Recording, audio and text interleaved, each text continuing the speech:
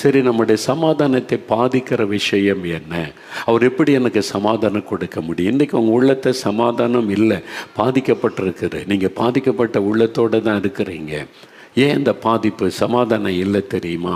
ஒரு 3 சம்பவங்களை வேதத்திலிருந்து சொல்லுகிறேன். முதலாவது, பரிசுத்த லூக்கா எழுதின சுவிசேஷம் 7ஆம் அதிகாரத்தில் 50வது வசனத்தில் இயேசு தன்னை தேடி வந்த ஒரு பெண்ணை பார்த்து சொல்லுகிறார், மகளே, நீ சமாதானத்தோടെ போ.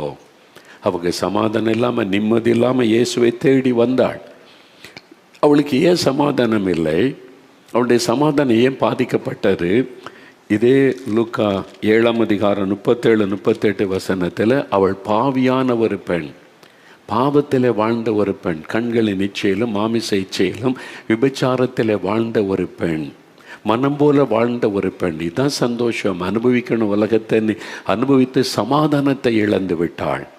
இன்றைக்கி வெளியில் சந்தோஷமாக காணப்படுவாங்க, ஃப்ரெண்ட்ஸு கூடும்போது குடிக்கிறது, வெறிக்கிறது, ஜாலியாக சந்தோஷமாக தெரியும்.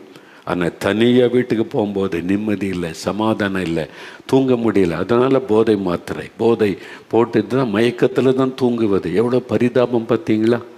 இன்றைக்கி அந்த மாதிரி நீங்கள் கஷ்டப்படுறீங்களே, நிம்மதி இல்லையே, தூக்கம் இல்லை, ஒரு நிம்மதியாக தூங்க முடியல, சமாதானம் இல்லையேன்னு சொல்லி. பாவம் ஒரு மனிதனுடைய சமாதானத்தை பாதிக்கும். துன்மார்க்கனுக்கு சமாதானம் இல்லை.